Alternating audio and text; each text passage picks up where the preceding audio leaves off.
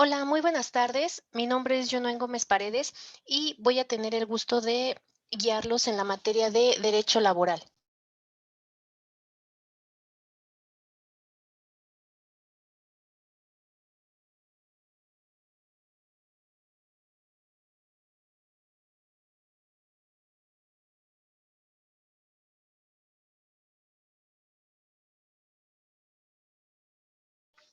Ok, vamos a dar entonces inicio a esta sesión porque son varios temas y bueno, me gustaría que pudiéramos abordar todos en este breve tiempo, ya que solo contamos con una hora. Espero que después tengan la oportunidad también de ver la grabación más adelante para que, bueno, les apoye dentro de lo que es el estudio de su materia. Vamos a comenzar con lo que son los antecedentes del derecho laboral en México.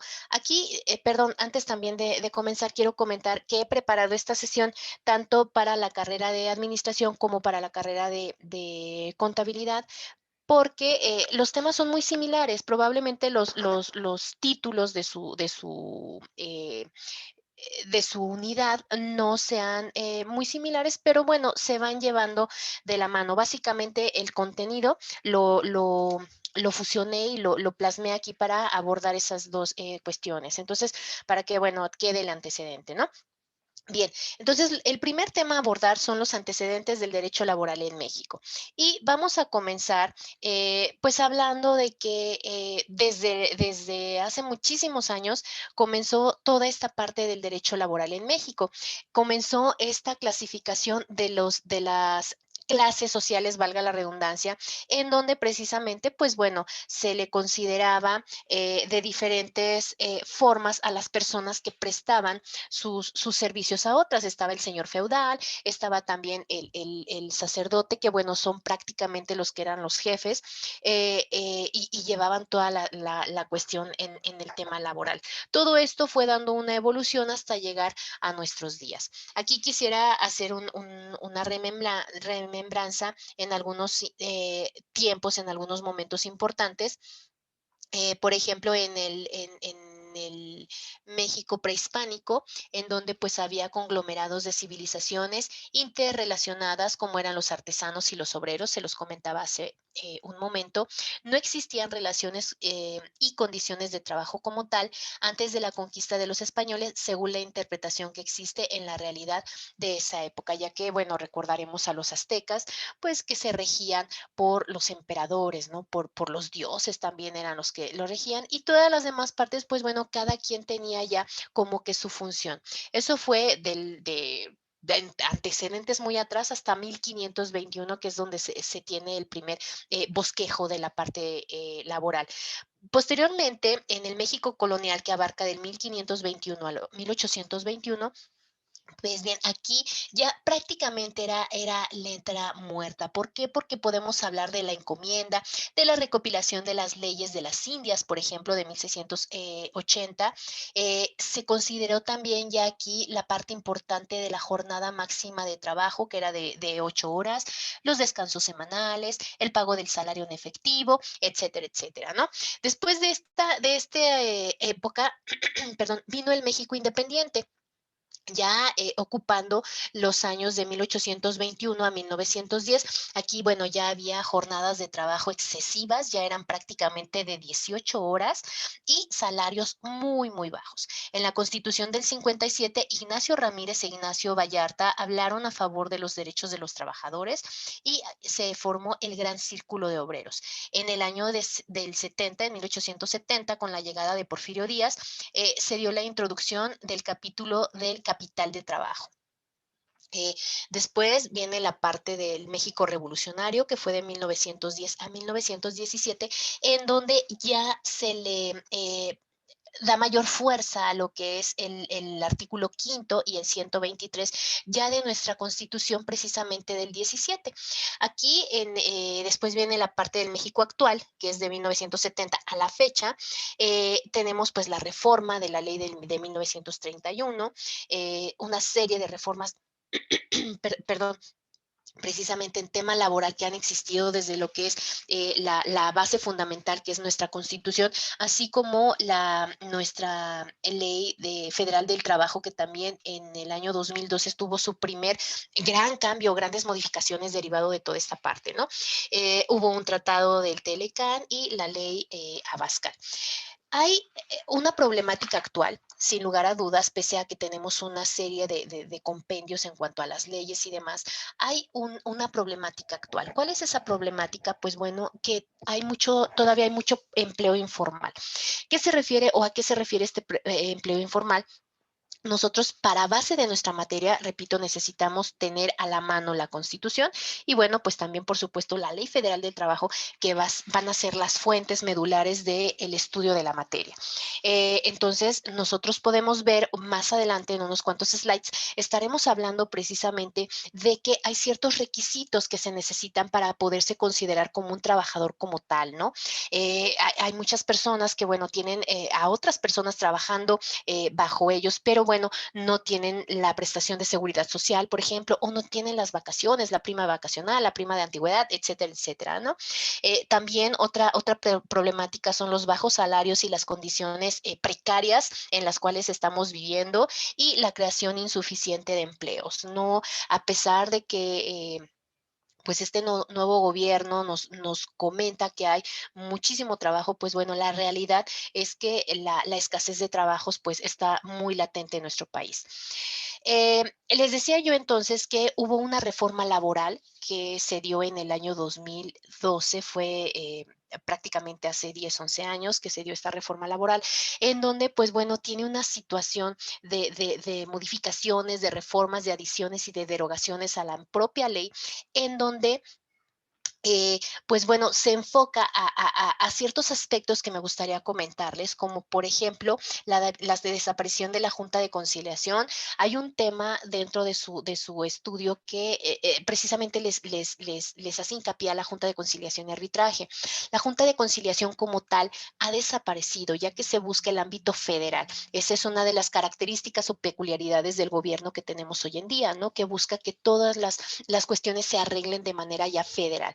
Entonces, bueno, se le da ya esa importancia o ese auge. No quiere decir que hayan desaparecido como tal, porque bueno, las oficinas, las instalaciones siguen existiendo como tal, pero bueno, hay como que prioridades en cómo se está llevando a cabo esta situación y cómo se están atendiendo los casos, buscando que sea algo similar como en el derecho penal que se hace a través de la conciliación, a través de juicios ya orales. Entonces, se está buscando implementar esa misma parte en el tema laboral y bueno, eso es lo que hay que comentar al respecto, ¿no? También, pues hay una cierta democracia sindical, la creación del Centro Nacional de Conciliación, que es lo que les decía hace un momento, el combate a los sindicatos blancos, que se abre las puertas a más sindicatos, regula el régimen a trabajadores del hogar, deja fuera el outsourcing y la igualdad de género. Son los 8 puntos medulares que trata la reforma laboral. Ujú. Ahora, también quisiera comentarles respecto a eh, algo que se le denomina la OIT, que es la Organización Internacional del Trabajo. México pertenece a la OIT desde 1931, específicamente el 12 de septiembre de 1931 y está ratificado dentro del 133 constitucional. A raíz de que México ha participado en esta OIT, bueno, pues se ha ratificado dentro de 78 convenios y 188 aprobados por la OIT. México ha tenido una gran participación dentro de esta Organización Internacional del Trabajo y bueno, es por ello que pues ha tenido varios representantes mexicanos, de hecho, y un gran apoyo por parte de México para poder entrar a la vanguardia en este tema de la cuestión de la evolución en el tema laboral. Por ejemplo, algunos convenios que quisiera comentarles dentro de los más relevantes es el convenio 14, que es el convenio sobre el descanso semanal dentro de las industrias, a partir de 1921. Fíjense, todo esto data de una historia o de un antecedente como el que les estaba mencionando desde los slides anteriores y está respaldado precisamente por la participación de México en esta OIT. En el convenio sobre el CEC 105, perdón, perdón, que sería el convenio sobre sobre la abolición del trabajo forzoso, que se dio en el 57. Me estoy brincando algunos, pero bueno, ustedes pueden ver después de 1928, el del 51. Estoy tocando los más relevantes porque hay otros puntos finos que quisiera yo abordar. El C-111, que sería el convenio sobre la discriminación, por supuesto. El C-182, que es el convenio sobre las peores formas de trabajo infantil en 1999. El C-052, que es el convenio sobre las vacaciones pagadas. Y bueno, así podemos ir mencionando muchísimos convenios. De hecho, les repito que son 78. Y 188 de los 78 que México ha ratificado, pues han sido adoptados por la OIT. Eh, Dentro de nuestra materia también tenemos lo que son las fuentes del derecho laboral en México. Tenemos fuentes formales y fuentes reales. Las fuentes formales, recordemos que para empezar una fuente pues es de donde emana la información, ¿no? Entonces estas fuentes del derecho es de donde va a emanar todo aquello que sea un antecedente para parte del derecho laboral o en el tema laboral. Y para las fuentes formales tenemos a la ley, la costumbre, la jurisprudencia, los principios generales del derecho, y sobre la ley está la costumbre e incluso la jurisprudencia cuando otorgan aún mayores beneficios. Las fuentes reales tenemos a la justicia, la equidad, la necesidad de trabajadores, las aspiraciones obreras, las necesidades de los patrones o de los empleadores. Pero bueno, debemos de tener bien definidas, perdón, cuáles son las formales y cuáles son las reales. Y ahora sí, vamos a empezar. Yo les sugeriría que, repito, dentro de su material en la guía de estudio, no lo tienen como tal. Lo que son todos los artículos de la Ley Federal del Trabajo, pero sí sería muy importante que ustedes, ya sea que la puedan adquirir, la puedan solicitar a manera de préstamo o la puedan descargar incluso de internet, pero irse guiando mucho de la ley. Ustedes son abogados, algunos, en el tema de la abogacía y simplemente en el tema que ustedes gusten y manden, siempre debemos de fundamentar todo. Entonces hay que fundamentar con lo real. Y lo real para nosotros pues no es el autor fulano, sutano, mengano, sino que es específicamente en temas de derecho. Sí debemos de ser muy estrictos y la ley suprema pues va a ser por supuesto la Constitución y posterior a ello las leyes federales. En este caso sería la Ley Federal del Trabajo, la que sería nuestro respaldo para poderle dar la importancia de vida y el valor debido a nuestra materia, ¿no? De hecho, yo aquí tengo mi ley en mano para poderles hablar de estos temas. El primer tema a abordar, pues, sería las relaciones individuales de trabajo. Hablaremos de las disposiciones generales. Vamos a enfocarnos primero a dos conceptos primordiales: ¿qué es el trabajador y qué es el patrón? El trabajador, bueno, pues se define como la persona física que le va a prestar a otra física o a otra moral un trabajo personal subordinado. Y bien, ¿qué significa esto de subordinado o qué es esa subordinación, perdón? ¿Qué es lo que le da específicamente ese valor a una persona para ser denominada como tal un trabajador? Bueno, la subordinación precisamente pues es aquella cuestión en la cual una persona va a estar bajo las órdenes de otra persona, que será ya sea físico o moral. Tendrá también un horario establecido, unas funciones específicas que realizar. Sobre todo debe de tener una jornada de trabajo, ¿vale? Para poder ser considerar como tal una subordinación. Ahora, el artículo 10 de Ley Federal del Trabajo nos lo define como esa persona física o moral que utiliza los servicios de uno o de varios trabajadores. Ajá. Eh, ¿Qué será el intermediario? Por otro lado, un intermediario va a ser una persona que va a contratar o que interviene en la contratación de otra u otras para que presten los servicios a un patrón. Este intermediario puede ser, por ejemplo, un outsourcing, que dentro pues humanamente posible se ha tratado de ir aboliendo, se haya tratado de ir haciendo a un lado. ¿Por qué? Porque, bueno, en el tema del derecho laboral, pues está siendo afectado, están afectando a los trabajadores. Pero bueno, eso sería un intermediario. Eh, ¿Qué será ahora un trabajador de confianza? Que hemos escuchado mucho ese concepto. Incluso yo creo que algunos de ustedes están conceptualizados como con ese término, ¿no? Como trabajador de confianza.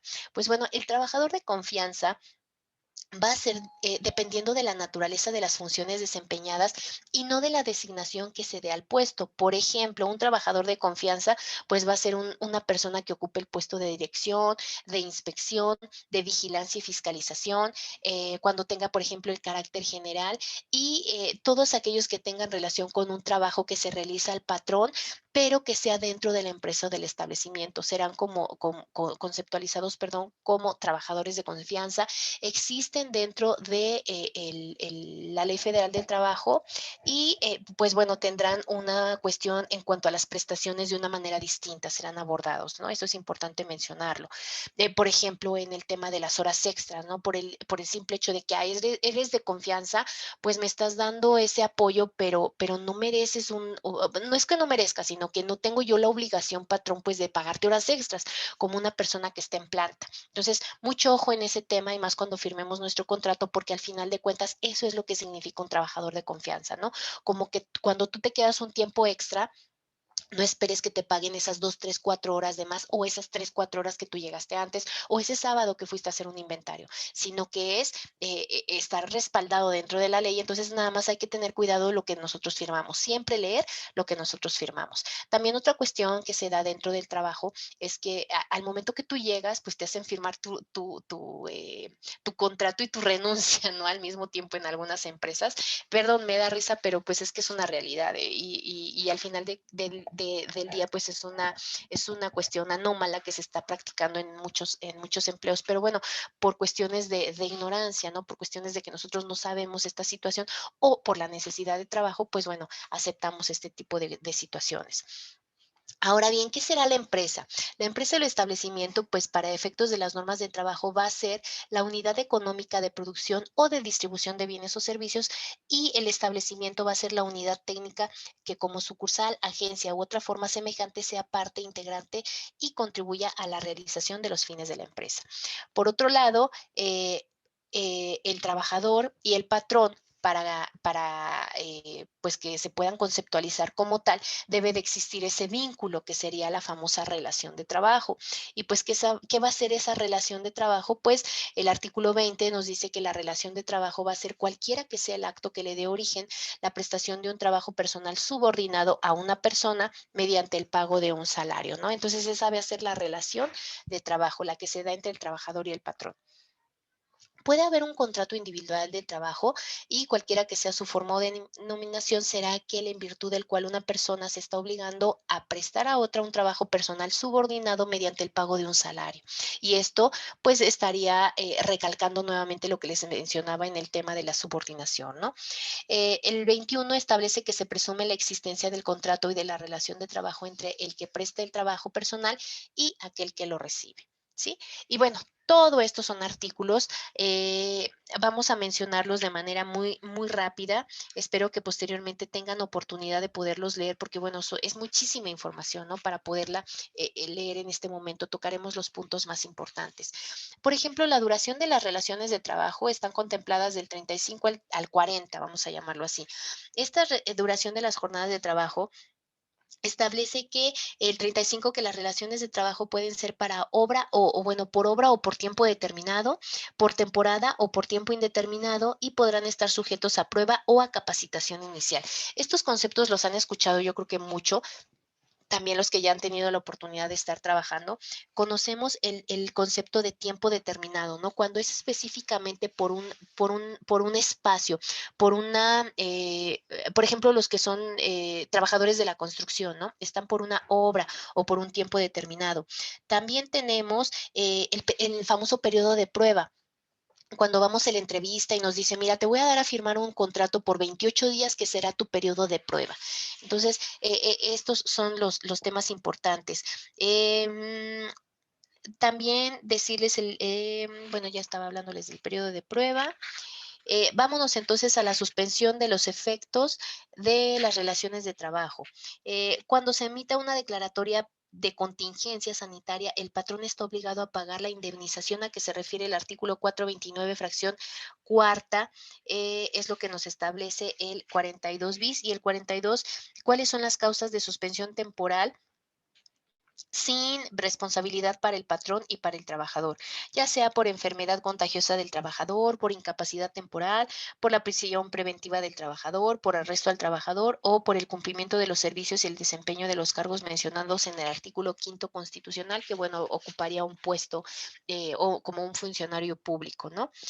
Rescisión de las relaciones de trabajo, es decir, cuándo va a concluir la relación o el vínculo, ay, perdón, de la relación de trabajo, pues la misma ley establece que será cuando el trabajador o el patrón pueden rescindirla en cualquier momento, esta relación laboral, ya sea de manera justificada, sin incurrir, perdón, en alguna responsabilidad para ambos. Las causas de rescisión de la relación de trabajo sin responsabilidad para el patrón es cuando el trabajador lo engañe, o el sindicato lo hubiere propuesto recomendado con certificados falsos o referencias en las que atribuye al trabajador capacidad, aptitudes o facultades de que carezca, cuando el trabajador incurra durante sus labores en faltas a probidad u honradez, actos de violencia, amagos, injurias o malos tratamientos en contra del patrón, sus familiares o del personal directivo o administrativo de la empresa o establecimiento, o en contra de clientes y proveedores del patrón, salvo que medie provocación o que obre en defensa propia. Por cometer el trabajador contra alguno de sus compañeros cualquiera de los actos enumerados en la fracción anterior, em, cuando el trabajador cometa fuera del servicio contra el patrón, sus familiares o personal directivo o administrativo alguno de los actos, que les acabo de mencionar, cuando el trabajador ocasione intencionalmente perjuicios materiales durante el desempeño de las labores o con motivo de ellas en los edificios, obras, maquinaria, instrumentos, materias primas y demás objetos relacionados con el trabajo. Ajá. Cuando ocasione el trabajador los perjuicios de que habla la fracción anterior, cuando el comprometer el trabajador por su imprudencia o descuido inexcusable la seguridad del establecimiento o de las personas que se encuentren con él, cuando se compromete el trabajador en actos inmorales, perdón, cuando comete el trabajador actos inmorales o de hostigamiento y o acoso contra cualquier persona en el establecimiento o lugar de trabajo. Y bueno, así me puedo seguir enumerando todo lo que establece el 47. Son prácticamente 16 fracciones a las que se hacen referencia, 15 fracciones, perdón. También hay casos en los que el patrón pues queda eximido de reinstalar al trabajador, es cuando se trata de trabajadores que tengan una antigüedad menor de un año, cuando se compruebe ante la Junta de Conciliación y Arbitraje que el trabajador, por razón de trabajo que desempeña o por las características de sus labores, está en contacto directo y permanente con él y la Junta estima, tomando en consideración las circunstancias, que no es posible el desarrollo normal de la relación de trabajo, cuando sean trabajadores de confianza, trabajadores del servicio doméstico o cuando se trate de trabajadores eventuales. Pueden pagarse indemnizaciones y la indemnización será cuando sea un tiempo determinado menor de un año. Y bueno, se va a calcular según lo que establezca la ley. ¿Cuándo terminan las relaciones de trabajo? ¿Cuándo se puede considerar que han terminado las relaciones de trabajo? Puede ser por mutuo consentimiento de las partes, por muerte del trabajador, por terminación de la obra, por incapacidad físico-mental por parte del trabajador. Y bueno, básicamente sería eso. Mm, también cuando derecho del trabajador, indemnización o reinstalación en el caso que se señale. El trabajador puede optar por indemnizarse o reinstalarse en cualquiera de las situaciones cuando hablemos de terminación de la relación de trabajo. ¿Sale? Hablemos ahora de la jornada de trabajo. Esto está contemplado de los artículos 58 al 68 de la misma ley.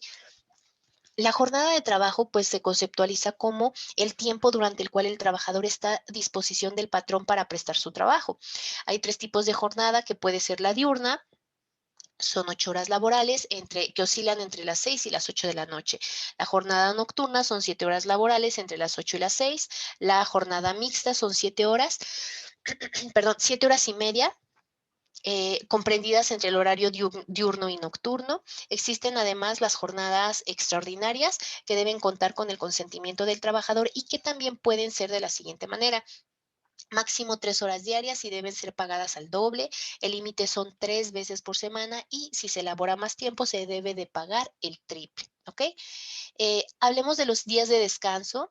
También les voy a puntualizar los más relevantes, pero están contemplados entre los artículos 69 y 75 de la Ley Federal del Trabajo.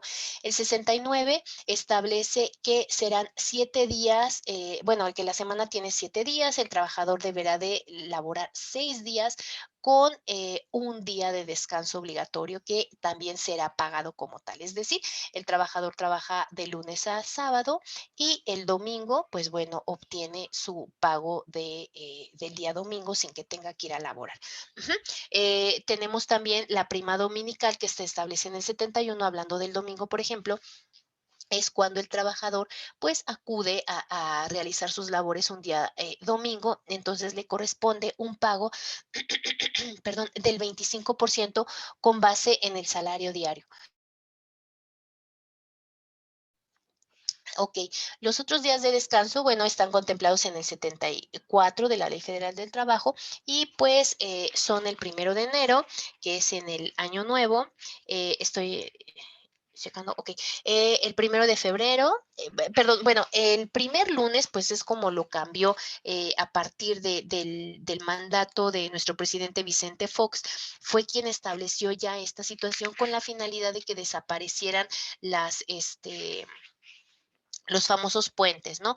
La Ley Federal del Trabajo los marca como obligatorios de esta manera, ¿no? El primer lunes de febrero en conmemoración, perdón, del 5 de febrero. Entonces, por eso está aquí el 1 de febrero, ahí me equivoqué, perdón, es el 5 de febrero.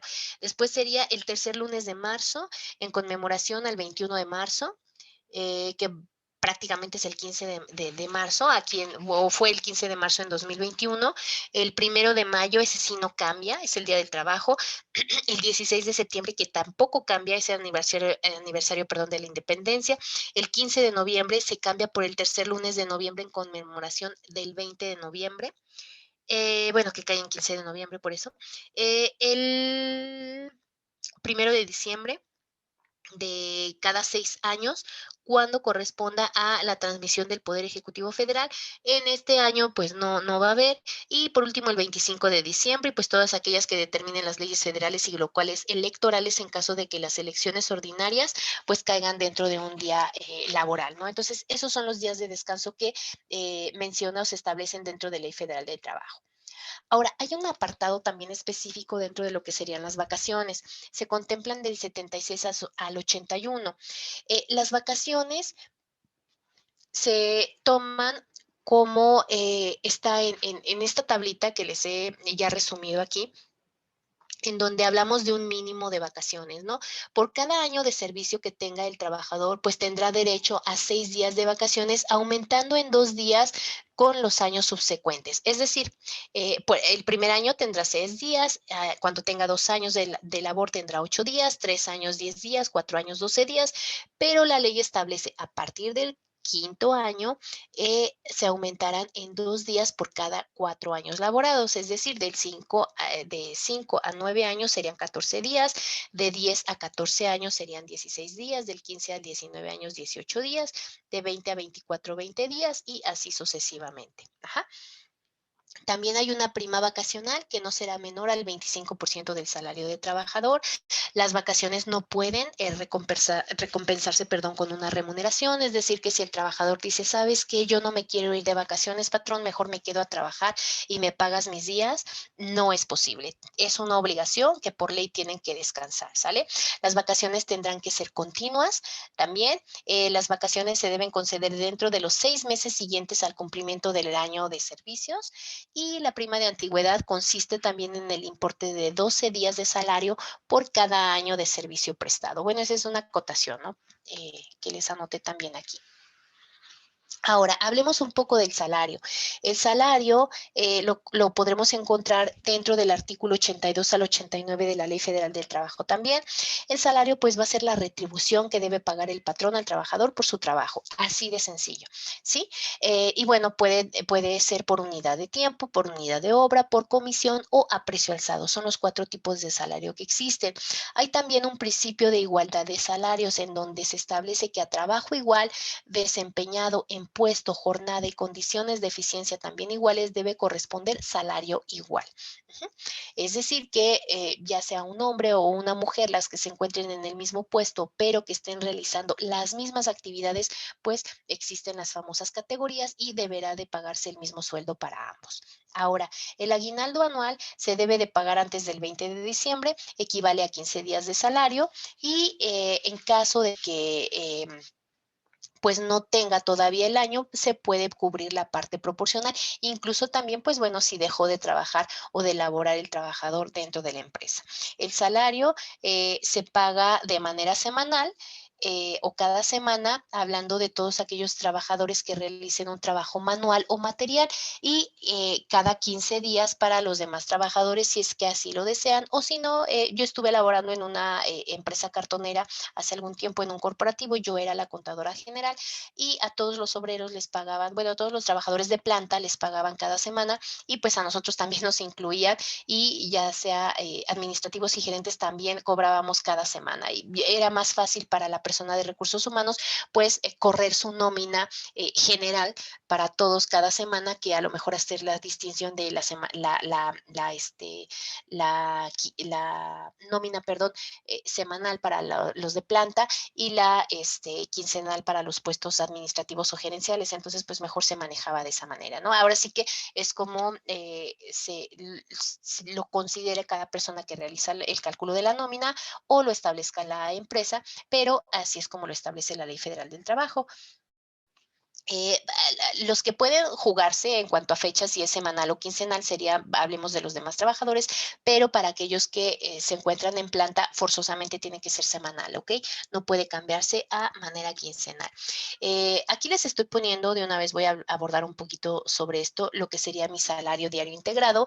El salario diario integrado se utiliza específicamente para la parte de los cálculos y también se utiliza para la parte del seguro social. Entonces, es muy importante conocer cómo se integra el salario, que es por, bueno, se multiplica por un factor, vamos a verlo ahorita más adelante, porque es en la parte de IMSS. Vamos a entrar al PTU. Este tema está contemplado dentro del artículo 117 al 131 de la Ley Federal del Trabajo, pero quisiera compartirles este slide, link, perdón, que me pareció muy importante. Le estoy dando, de hecho, clic, denme un segundo, se los voy a compartir, para que ustedes puedan, por favor, denme un segundo. Aquí está. Ver todo precisamente sobre lo que es el reparto de utilidades, ¿sale? Y voy a hablar lo del reparto de utilidades. Empieza con una serie de cuestionamientos en donde nos dice que si hemos escuchado la PTU. De hecho, en este tema dentro de su plataforma, pues se enfoca mucho a ustedes, ¿no? Entonces, vamos a ver qué es la PTU. Es la participación de los trabajadores en las utilidades de la empresa. Es una prestación que tienen todos los trabajadores y, bueno, tienen derecho o a la que tienen derecho todos o la mayoría de los trabajadores y los patrones, por su parte, pues estarán obligados a cumplir con ese reparto de utilidades. En caso de que la empresa pues no haya obtenido utilidades, entonces no habrá reparto. Pero ojo, se habla de una utilidad fiscal. Para ello, pues la empresa tendrá que presentar su declaración ante la autoridad hacendaria, lo que es el SAT, pagar el ISR y pues no, demostrarle a los trabajadores que efectivamente pues tienen una utilidad o un reparto de utilidades y pues que se cubrirá en cierto periodo. La Ley Federal del Trabajo establece que tiene que ser dentro de los primeros días del mes de mayo, pero pues bueno, también en fusión con la que sería ley de ISR, Código de Fiscal de la Federación, pues establece que las personas físicas presentan su declaración anual en el mes de abril, las personas morales en el mes de mayo. Entonces, pues se tiene ese colchoncito de todo mayo porque establece que, bueno, se tendrá que realizar dentro de los 60 días posteriores a haber presentado la declaración anual. Entonces, hablaríamos de que sería del 1 de abril al 30 de mayo, cuando podría ya pues cubrirse esta obligación. A más tardar sería el 30 de mayo. Quienes no tienen derecho a la PTU, pues van a ser los directores, los gerentes generales y los administradores. Los trabajadores eventuales que hayan laborado menos de 60 días, por supuesto, los socios y accionistas, los colaboradores bajo un esquema de pago por honorarios y los trabajadores domésticos tampoco tendrán PTU. Cuando no está obligada la empresa al reparto de utilidades, los patrones que no están obligados a dar pago de utilidades son las instituciones de asistencia privada, el IMSS y las instituciones públicas, las empresas de nueva creación durante el primer año únicamente, las empresas de la industria extractiva de nueva creación y aquellas que se fusionen o cambien de nombre o denominación social. Hay algunas, y aquí lo están leyendo, que por estrategia no cambian su nombre para el reparto de utilidades. Y bueno, viene cómo se reparte la utilidad. Regularmente es un porcentaje de ese reparto de utilidades que sería el 10%. Lo demás corresponde, por supuesto, a los socios o accionistas, por eso ellos no entran dentro de este reparto de utilidades.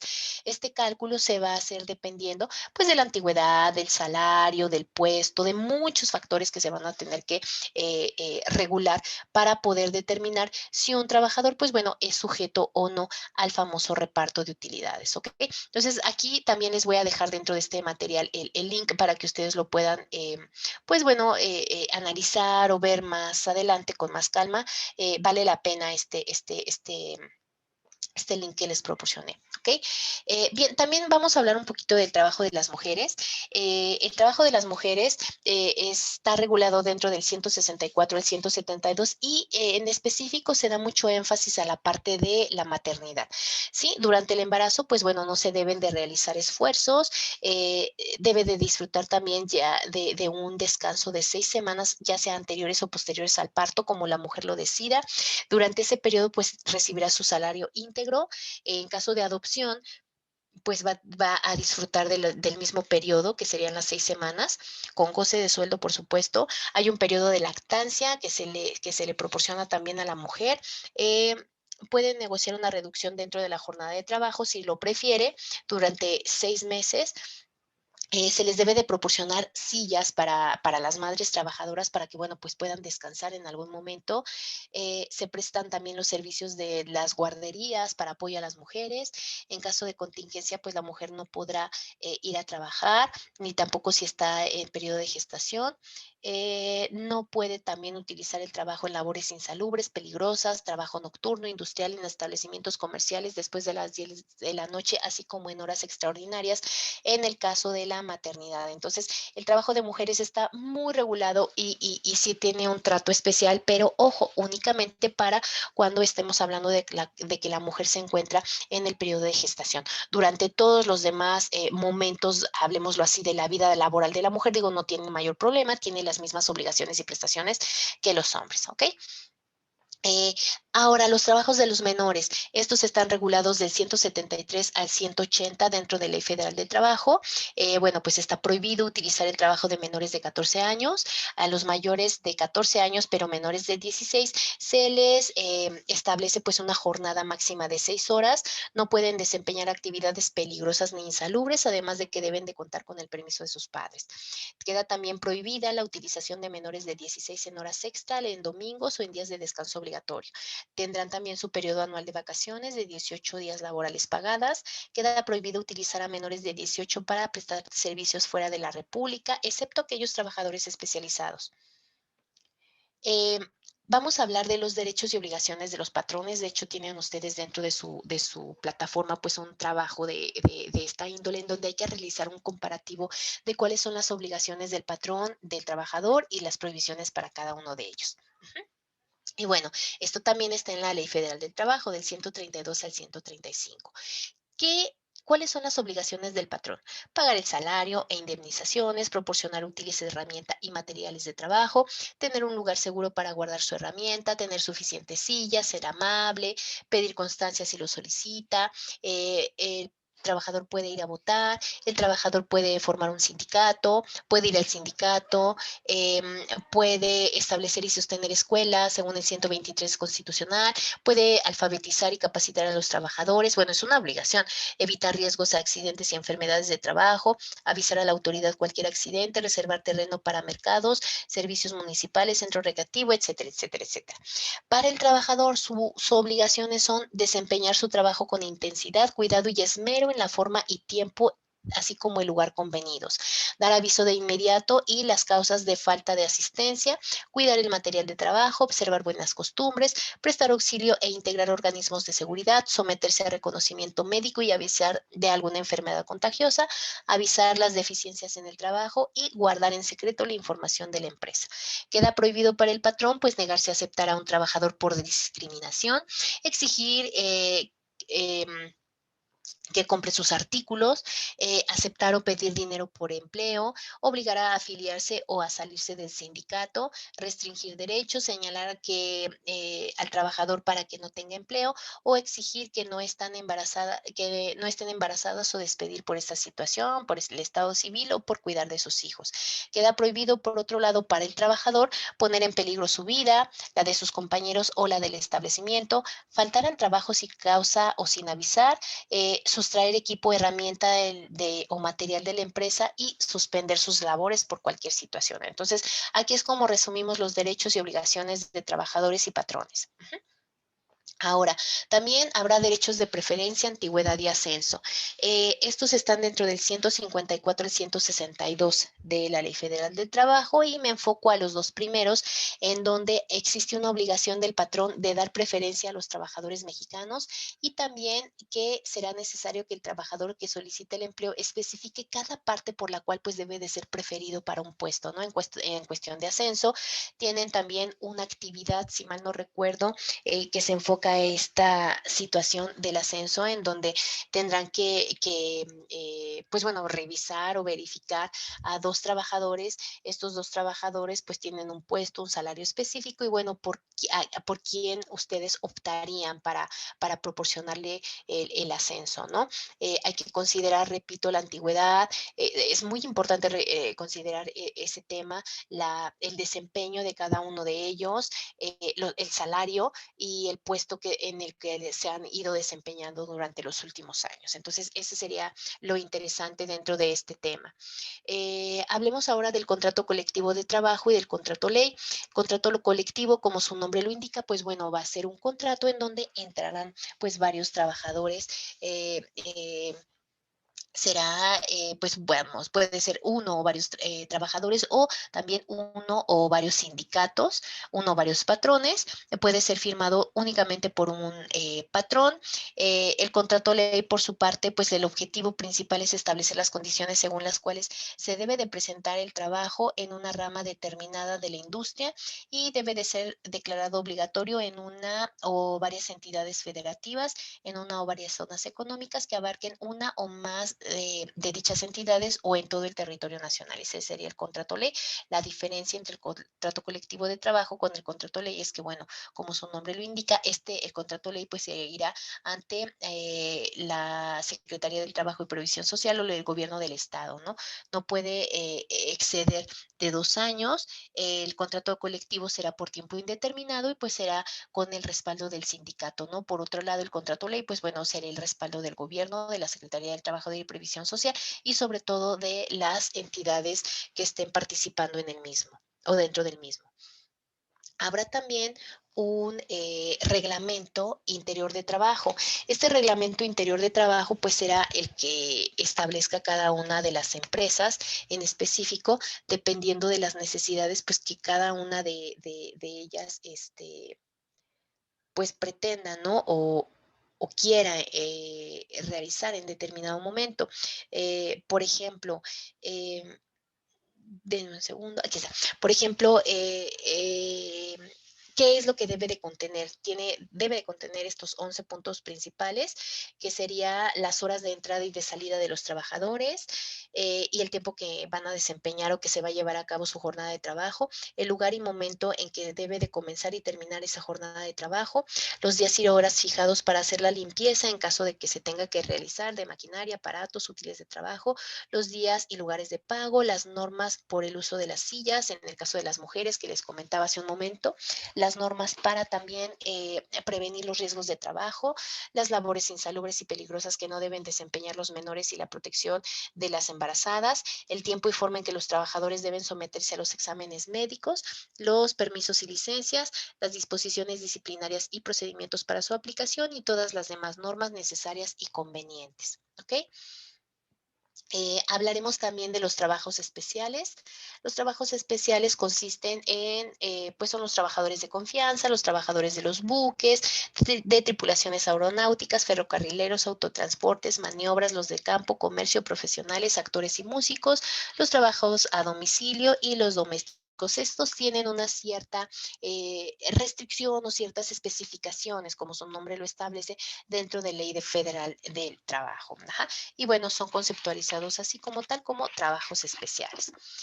Eh, Hablaremos también rápidamente de los conflictos laborales. Si bien es cierto que pues lo que se busca siempre dentro de todo trabajo, dentro de toda organización, pues es contar con un buen ambiente laboral, entrecomillado, pues bueno, no está exento de que existan algunas situaciones en cuanto a conflicto laboral.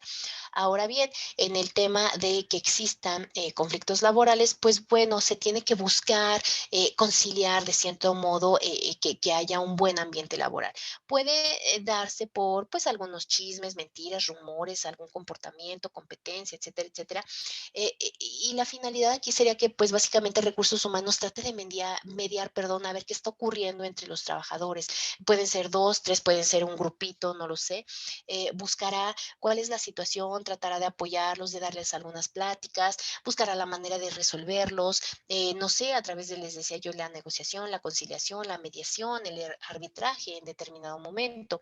Quizás sea necesario acudir ante la Junta de Conciliación y Arbitraje Local en el peor de los escenarios, si no pueden hacerlo físicamente los trabajadores ahí dentro de planta, o acudir en su caso al Centro Federal de Conciliación y Registro Laboral, que es el CFCRL.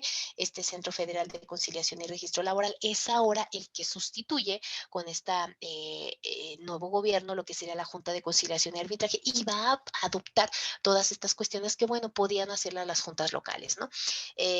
Tengo aquí un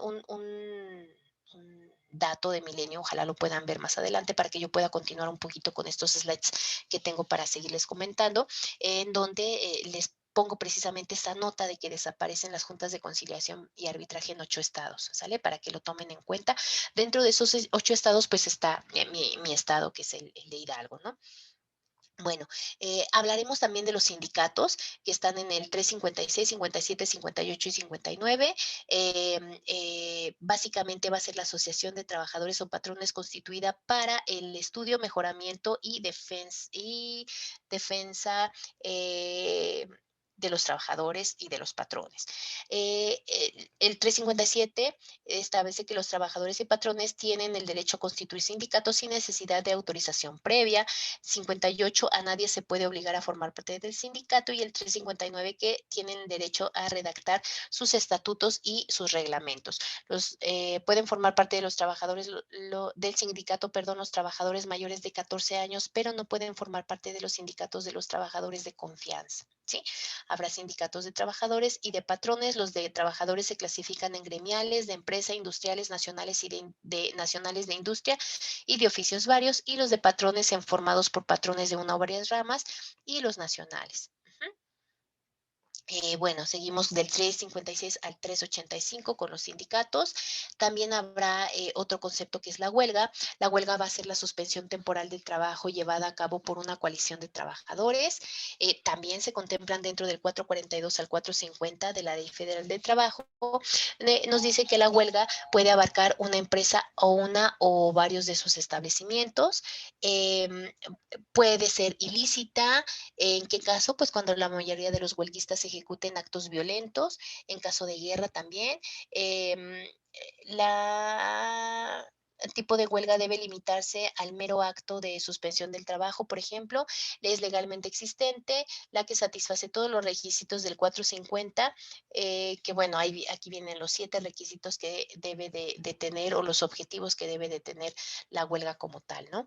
Hablaremos ahora de lo que es la seguridad social. La seguridad social está respaldada también con el 123 constitucional, específicamente con la fracción 29, perdón, que es la que les puse aquí, en donde establece que es de utilidad pública la ley del seguro social y ella comprenderá seguros de invalidez, de vejez, de vida, de cesantía involuntaria del trabajo, de enfermedades y accidentes de servicios de guardería y cualquier otro encaminado a la protección y bienestar de los trabajadores, campesinos, no asalariados y otros sectores sociales y familiares. Ahora, tenemos por un lado lo que es la seguridad social, tenemos al Seguro Social y tenemos al Infonavit, Instituto Nacional de Fondo Nacional de la Vivienda de los Trabajadores. Pero también tenemos a lo que es el ISSSTE. El 123 constitucional tiene dos apartados, el apartado A y el apartado B. Específicamente, esta fracción 29 que les acabo de mencionar corresponde al apartado A, que se enfoca a los trabajadores de empresas privadas, por así decirlo. Pero para los trabajadores de gobierno también van a contar con esta parte del Seguro Social que se los va a brindar el ISSSTE, no el IMSS, sino que el ISSSTE, pero repito, estaría ya en el apartado B, ¿ok? Ellos también tendrán, en lugar de Infonavit, pues bueno, tendrán su Fobiste, pero tienen esta facilidad de poder tener o de poder conceder una habitación a los trabajadores. Esto de la habitación a los trabajadores es brindarles la posibilidad de poder adquirir una vivienda con ciertas prestaciones específicas, ¿no? Y bueno, con esto concluyo nuestra sesión. Me hubiera gustado que pues hubiera algún estudiante para que, bueno, pudiéramos discernir sobre algunos temas en específico, aclarar dudas y sobre todo enfocarnos a algún producto en específico que tuvieran ustedes alguna duda, pero pues bueno, me quedo con la confianza de que posteriormente puedan ustedes ver la grabación de esta información. Trabajé mucho en ella y pues bueno, realicé el mayor compendio posible para que quedara más clara todo esto que ustedes van a abordar durante la materia. Me reitero a sus órdenes, mi nombre es Jonan Gómez Paredes y tendré el gusto de estar trabajando con ustedes durante esta materia. Así es que por favor, si tienen alguna duda o alguna pregunta, pues no duden en enviarme un mensajito y yo con todo gusto los voy a poder apoyar. Que tengan una excelente tarde y estaremos en contacto. Cuídense mucho.